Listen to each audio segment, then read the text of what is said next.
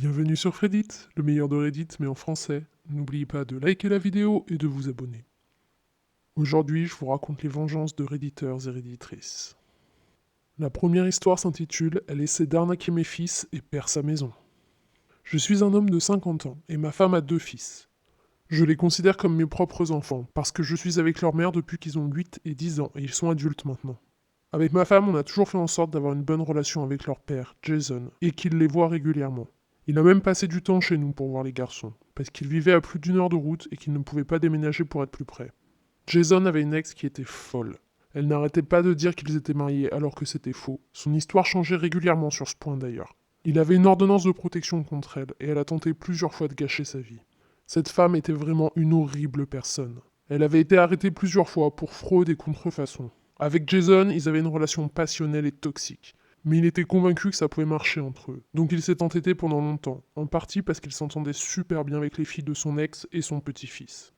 Mais son ex l'a envoyé en prison pour violation de sa liberté conditionnelle quand il est sorti du pays sans remplir le formulaire adéquat lorsqu'il est allé à l'enterrement de sa mère. J'ai pas tous les détails de ce qui s'est passé, mais je sais qu'elle a joué un rôle important dans cette histoire. Il est sorti de prison après plusieurs mois, et elle voulait se remettre avec lui, mais Jason en avait eu assez. Il a décidé de ne jamais se remettre avec elle et a déménagé. Mais elle a continué à le harceler et c'est pour ça qu'il a obtenu une ordonnance de protection. Elle envoyait des messages à des proches de Jason en se faisant passer pour la police. Elle prétendait qu'il y avait une enquête sur lui pour conduite en état d'ivresse et usage de stupéfiants. Parfois, elle se faisait passer pour un proche et faisait circuler des rumeurs sur lui. Elle a même envoyé des messages à mes fils en se faisant passer pour des proches de leur père et elle racontait des trucs horribles sur lui. Jason est parti de manière soudaine, suite à une crise cardiaque. On était tous sous le choc. Il vivait enfin sereinement. Il avait de belles relations avec ses fils et ses amis. Il était enfin heureux. Il ne possédait pas grand-chose. Il vivait dans une caravane qu'un ami lui prêtait. Il avait des outils, des vieilles BD, des jeux vidéo, des affaires de jeux de rôle, quelques souvenirs personnels et un vieux pick-up qu'il avait promis plusieurs fois à mon fils aîné, Paul. Jason n'avait pas de testament, donc ma femme est devenue exécutrice testamentaire parce que nos 2 fils étaient encore mineurs et ils étaient ses seuls héritiers. On a récupéré toutes les affaires de Jason et son pick-up qui était encore au nom de Jason. Il nous fallait le certificat de décès pour faire changer les papiers. Mais son ex a appelé la sœur de Jason pour exiger le pick-up. D'après elle, il lui appartenait. Elle est même allée publier sur Facebook en disant qu'elle avait déclaré le vol. Ça m'a vraiment énervé. Quand on a obtenu le certificat de décès, on a voulu faire changer la carte grise. Mais on a été informé qu'elle l'avait fait mettre à son nom, en fournissant un faux qui attestait qu'elle était l'héritière de Jason.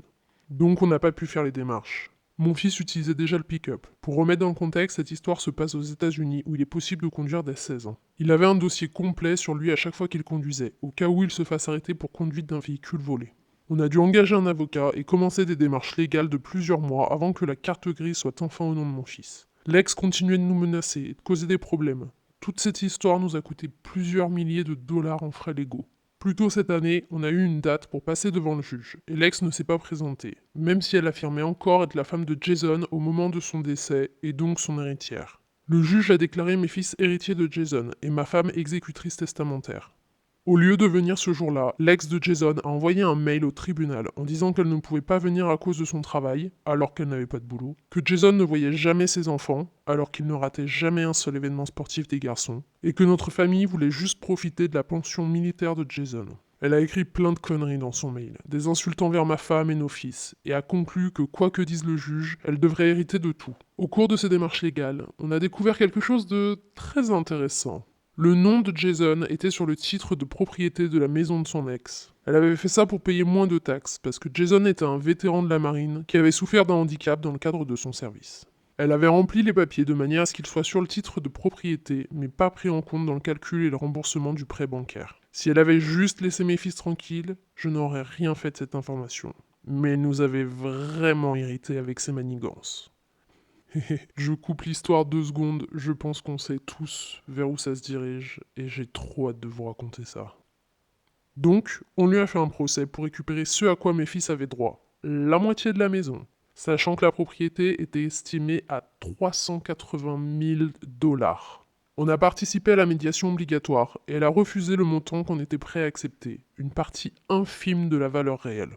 Quelques mois plus tard, son avocat a refusé de continuer à travailler avec elle, donc la première audience a été repoussée. Elle a alors prétendu avoir trouvé un testament rédigé par Jason qui la désigne comme héritière, et un autre document où il renonce à sa partie de la maison. On s'est demandé si son avocat était parti parce qu'elle avait créé des faux ou si elle avait juste refusé de le payer.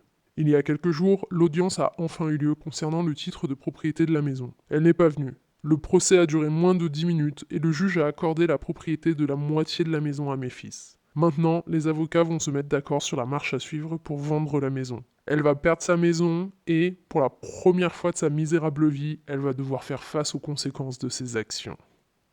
Oh, j'adore les histoires dans ce genre. Elle avait juste à ne pas attaquer la famille de son ex pour un pick-up, et elle gardait sa maison. Une très belle vengeance. L'histoire suivante a pour titre « Il menace mon ami de revenge porn, je détruis sa vie ». Une très bonne amie à moi a commis une erreur en envoyant des photos très personnelles à un gars en qui elle pensait pouvoir avoir confiance. Le problème, c'est qu'elle ne connaissait que son prénom, son pseudo, où il habitait et ce qu'il faisait comme taf. Il n'habite pas dans notre pays, mais il lui avait dit qu'il y viendrait bientôt pour le boulot, et ils avaient prévu de se voir à cette occasion. Il a commencé à lui dire des trucs inquiétants, donc elle a changé d'avis, et ce connard a décidé de menacer de publier ses photos intimes sur internet. Au fait, je vous ai pas dit, je suis avocate. Donc j'ai fait quelques recherches. J'ai examiné toutes les photos qu'il avait envoyées de lui. J'ai trouvé son compte TikTok, ce qui m'a mené à son Instagram, puis à son nom complet. C'est comme ça que j'ai trouvé son compte LinkedIn, avec le nom de son employeur. Ça collait parfaitement avec une photo qu'il avait envoyée à mon ami, où il portait un polo avec le logo de la boîte. Quelques recherches sur l'entreprise, et j'avais l'adresse mail du directeur, du département ressources humaines et du chargé de relations publiques. J'ai envoyé un email pour le compte de ma cliente, avec des captures d'écran de ses menaces de revenge porn, de la conversation où il envoie une photo de lui portant le logo de l'entreprise, et de toutes les preuves que j'ai qu'il s'agit bien de leur employé. J'ai aussi envoyé des captures d'écran de conversations où il détaille un incident qui s'est passé au boulot, d'autres où il avoue avoir couché avec son ex au taf, et son désir de renouveler l'expérience avec mon ami. J'ai également joint une photo qu'il avait partagée avec mon ami, où on voit clairement son ordinateur de boulot avec son calendrier Outlook ouvert, et d'autres photos prises au travail avec d'autres employés visibles. J'ai également prévenu l'entreprise que je ferais suivre toutes ces informations aux autorités locales dans leur pays, et comme il a indiqué qu'il venait bientôt dans notre pays, les États-Unis, je vais aussi transmettre au FBI, puisque ma cliente est une citoyenne américaine. Ces menaces constituent un crime fédéral. J'ai conclu en disant que s'il continue de l'employer et qu'il l'envoie aux États-Unis comme prévu, je ferai en sorte que les autorités fédérales américaines l'attendent pour l'arrêter à son entrée sur le territoire. D'ailleurs, c'était pas une menace en l'air. J'ai des amis de l'école de droit qui pourraient arranger ça très facilement. Espèce d'abruti, t'as cru que tu pouvais menacer mon ami couvert par l'anonymat d'Internet? J'ai détruit ta vie et ça m'a pris que 45 minutes. Hé, on devrait tous avoir des amis avocats. L'histoire suivante s'intitule « Je ne reviens que si Larry n'est plus là ». J'ai la permission de mon ami de vous raconter cette histoire. Il est développeur informatique. Pour le contexte, mon ami Tim fait de la programmation informatique depuis qu'il a 7 ans. Quand il a commencé ses études supérieures en informatique, il n'avait vraiment aucun challenge pour lui. Le plus gros des cours couvrait des sujets qu'il avait déjà étudiés. Tim est un excellent développeur. Tim a eu une carrière fulgurante. Il a travaillé chez Google, Facebook, Amazon et enfin un fonds d'investissement privé. C'est dans cette dernière entreprise que notre histoire commence. Tim travaille beaucoup avec l'intelligence artificielle dans cette boîte. Il était le développeur en charge du programme de développement et d'optimisation de l'intelligence artificielle, un système qui les aide à réaliser des millions d'opérations chaque jour. Je vous laisse imaginer l'importance de son travail pour l'entreprise. C'était énorme. Tout ça avait lieu pendant la crise sanitaire. À ce moment-là, tout le monde dans la boîte a commencé à faire du télétravail. Pendant ses longues journées dans son minuscule appartement new-yorkais à 4500$ par mois, Tim s'est mis à rêver d'un jardin, d'une piscine privée, d'un immense garage et de ne plus habiter dans un gratte-ciel. Il s'est dit pour la première fois qu'il pouvait enfin quitter New York. Il a donc déménagé dans le Michigan. Il est retourné dans sa ville d'origine, il a acheté une jolie maison avec tout ce dont il avait rêvé. Et en prime, il y avait une seconde petite maison avec 2 chambres qu'il a convertie en espace détente. C'est vraiment un super endroit. Ah oui, et bien sûr, le remboursement de son prêt lui coûte beaucoup moins cher que son loyer à New York. Genre, moitié moins cher. Tim a passé le reste de la pandémie à travailler comme avant. Il n'a jamais vraiment informé son employeur de manière officielle de son déménagement. Il a juste continué à travailler. Puis le Covid a pris fin. Le chef de Tim, Larry, l'appelle et lui dit « Bon, à partir de lundi, on retourne tous au bureau. » Et Tim répond « Ouais, à propos, j'ai déménagé dans le Michigan. » Larry est choqué et répond « T'as déménagé sans même nous demander si c'était possible ?» Et Tim s'est fendu d'un trait sarcastique « Je ne savais pas que j'avais besoin de ta permission pour déménager. » Larry insiste pour que Tim revienne à New York où il n'aura plus sa place dans l'équipe. Tim le rappelle qu'il fait exactement le même travail depuis 1 an de chez lui, que ses rendus sont toujours de qualité. Il est d'accord pour payer des allers-retours de sa poche quelques fois par an pour des réunions importantes, mais il ne veut pas retourner vivre à New York. Sa vie s'est énormément améliorée depuis qu'il en est parti. Tout ce que Larry trouve à lui répondre, c'est que si Tim n'a pas envie de rentrer à New York, Larry n'a pas envie de continuer à l'employer. Alors Reddit, qu'est-ce que vous pensez qu'un développeur talentueux avec plus de 10 ans d'expérience et une spécialisation dans l'intelligence artificielle répond à ça? Si vous pensez qu'il a démissionné, vous avez parfaitement raison. Il faut savoir que la maintenance de code informatique complexe est difficile. Souvent, la personne la mieux placée pour s'en occuper est la personne qui a rédigé le code en premier lieu. Il y a une certaine logique, un certain cheminement de pensée, chaque programmeur a sa manière de fonctionner, et ça peut être très difficile de travailler sur le code de quelqu'un d'autre. C'est là que John, le directeur de l'entreprise, débarque dans l'histoire. 6 semaines après sa démission, Tim reçoit un appel de John. Tim accepte d'envisager de reprendre son poste, mais sans trop s'avancer. John propose de payer un billet d'avion à Tim pour qu'il se rende à New York et qu'ils puissent discuter en face à face.